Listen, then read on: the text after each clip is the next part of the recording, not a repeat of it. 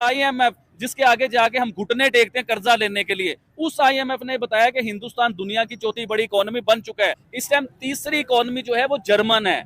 और आपको याद होगा कि प्राइम मिनिस्टर नरेंद्र मोदी ने जब इलेक्शन के टाइम था तो उन्होंने कहा था कि तीसरी गवर्नमेंट आएगी मेरी और मैं तीसरी इकोनॉमी भी बन के दिखाऊंगा। कोई नहीं है टक्कर में, यही बात आज के समय में भारत कह रहा है।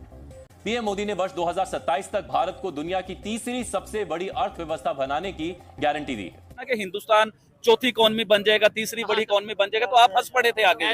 लेकिन इस बार मैं आपको हंसने नहीं दूंगा। इस बार आप देखिएगा, जाए फिर दोबारा चैलेंज करता हूं कि हिंदुस्तान 2027 के एंड में या 2028 में हिंदुस्तान तीसरी बड़ी इकोनॉमी बन जाएगा, दुनिया में अनाउंस हो जाएगा, दुनिया के टीवी में, दुनिया के अखबार में ये खबर आ जाएगी। जो फुलझड़ियां छोड़ी जाती हैं वो आपको सभी को मालूम है कि उसके बाद हमें रोकने के लिए, हमें टोकने के लिए जो है ये भत्ता हमें दिया जाता है और शायद यही भत्ता ले लेकर हम अपना मुल्क चला रहे हैं। लेकिन शर्म हमको मगर नहीं आनी चाहिए। लेकिन पता नहीं पाकिस्तान बनाते वक्त शर्म शायद हम भारत में ही छोड़ा है, हमारे फ्रिज में रह गई या पता नहीं किचन में रह गई या किसी और रूम में रह गई।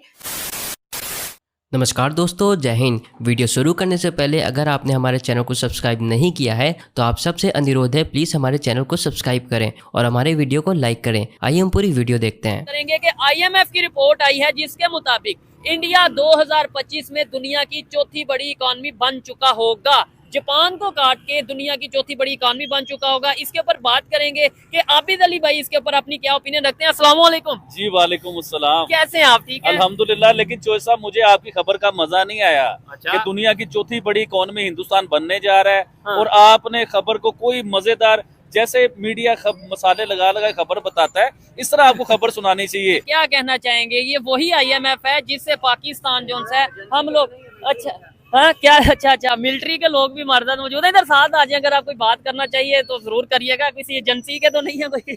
अच्छा चले ठीक है। अच्छा मुझे ये बताएं, क्या समझते हैं कि वो आईएमएफ जिसके पास हम जाते हैं कि भाई हमें $1 बिलियन दे दो, पाकिस्तान की हालत इस टाइम बेहतर नहीं है, 2 बिलियन 4 बिलियन 8 बिलियन दे दो, हम पाकिस्तान को चला लें, उसी आईएमएफ ने ये कहा है कि भाई इंडिया दुनिया की चौथी बड़ी इकोनॉमी बन चुकी है, ऑलमोस्ट 2025 में ऑफिशियली बन जाएगी। नहीं चोई साहब, ये खबर इस तरह है कि आज की ब्रेकिंग न्यूज, हाँ। सबसे पहले ये कहें ठीक कि है। आज की ब्रेकिंग न्यूज के हिंदुस्तान दुनिया की चौथी बड़ी इकोनॉमी बन चुका हुआ है। ये आपने कागजों में देखा होगा। देखें, एक रिपोर्ट शाया होती है, हर साल की नई रिपोर्ट होती है। तो वो जो रिपोर्ट आई है उसके मुताबिक तो हिंदुस्तान दुनिया की 5वीं बड़ी इकोनॉमी है। चंद महीनों बाद जो नई रिपोर्ट आनी है उसमें हिंदुस्तान, आप देख लीजिएगा, हिंदुस्तान दुनिया की चौथी बड़ी इकोनॉमी बन चुका होगा। क्योंकि आईएमएफ जिसके आगे जाके हम घुटने टेकते हैं कर्जा लेने के लिए, उस आईएमएफ ने बताया कि हिंदुस्तान दुनिया की चौथी बड़ी इकोनॉमी बन चुका है। और खाली चौथी बड़ी इकोनॉमी नहीं बना, मैं आपको थोड़ा सा पीछे लेके जाना चाहूंगा। बरतानिया जिसने हमारे ऊपर, हिंदुस्तान के ऊपर राज किया, बड़े सगीर पाक हिंद होता था, इधर हमारे पर राज किया, जैसे चोरियां की, जैसे बहुत सी चीजें निकाल के अपने मुल्क में लेके गए, इवन के बड़ी ज्यादतियां की, बड़े जुल्म किए इस बड़े सगीर पाक हिंद के ऊपर उसने। तो हिंदुस्तान ने कान से पकड़ के उसे बीट किया, उसे दुनिया की 5वीं बड़ी इकोनॉमी खुद बना हिंदुस्तान। तो ये बहुत बड़ा उन्होंने काम किया, जिससे मेरा भी दिल खुश होता है कि बरतानिया को पीछे छोड़ा और बरतानिया की औकात बताई कि तुम हमारे ऊपर चढ़ के जो हुक्मरानी करते थे, आज हमने तुम्हें कान से पकड़ के दुनिया की इकोनॉमी में पीछे किया।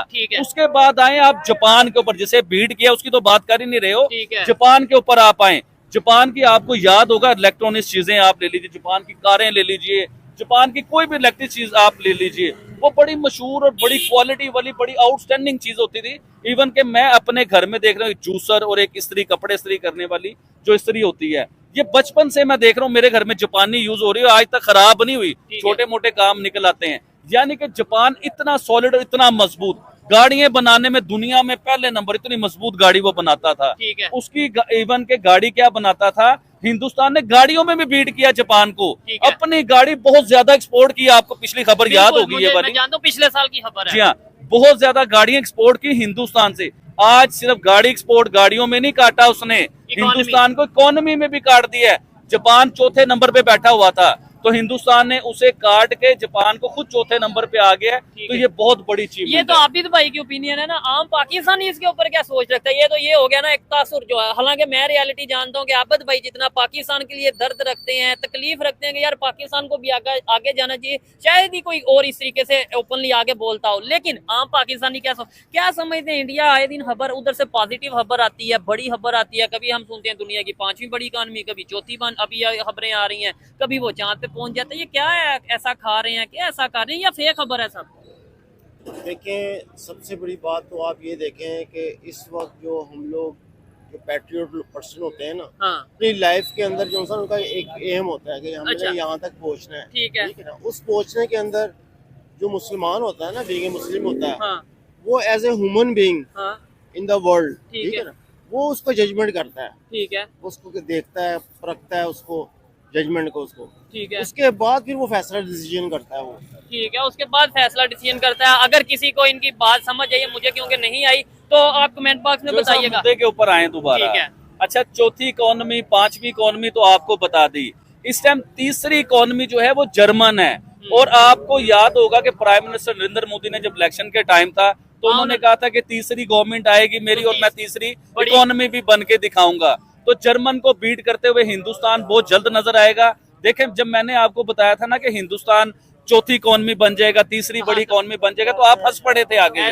लेकिन इस बार मैं आपको हंसने नहीं दूंगा। इस बार आप देखिएगा, जाए फिर दोबारा चैलेंज करता हूं कि हिंदुस्तान 2027 के एंड में या 2028 में हिंदुस्तान तीसरी बड़ी इकोनॉमी बन जाएगा, दुनिया में अनाउंस हो जाएगा, दुनिया के टीवी में, दुनिया के अखबार में ये खबर आ जाएगी। ठीक हो गया। और ये मैं समझता हूँ कि अब मुझे भी ये इम्पॉसिबल नहीं लगता। और मेरे ख्याल से और असल लड़ाई, असल पेचा जब हिंदुस्तान दुनिया की तीसरी बड़ी इकोनॉमी बनेगा ना, असल पेचा और असल लड़ाई तो जब शुरू होनी है, असल मजा जब शुरू होना है। क्योंकि 3 दुनिया की सुपर पावरें, 3 दुनिया के बड़े मुल्क, चाइना ले लीजिए दुनिया का बड़ा मुल्क, अमेरिका ले ले सुपर पावर दुनिया का सबसे बड़ा मुल्क, हिंदुस्तान ले ले दुनिया का बड़ा मुल्क, तो 3 बड़े मुल्कों की आपस में लड़ाई होगी इकोनॉमी की। और मैं आपको ये भी बता दूं, छोटी बात ना करें, हिंदुस्तान पहली इकोनॉमी भी बन सकता है दुनिया की। अदारा है, उन्होंने कहा है कि India's Mumbai is the new financial hub.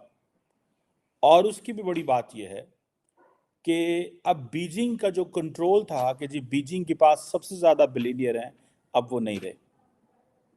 अब financial hub of India, Mumbai has more billionaires than the Beijing or Shanghai.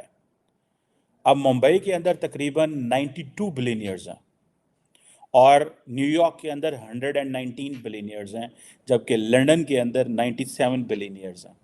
So the reason behind why India gets tough time to London or to England is because India knows its worth.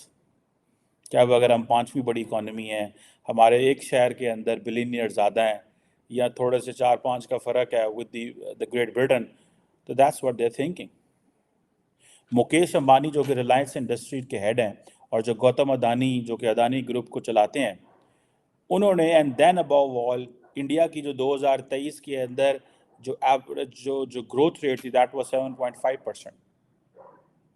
सो आप ये देखें कि India as a whole जो इसके अंदर जो billionaires की तादाद है, वो कहा जाता है कि 94 लोग इसमें ऐड हुए हैं और अब तकरीबन जो है 271। आपको वीडियो कैसा लगा और आप इसके बारे में क्या कहना चाहते हैं, आप नीचे कमेंट करके हमें बताएं।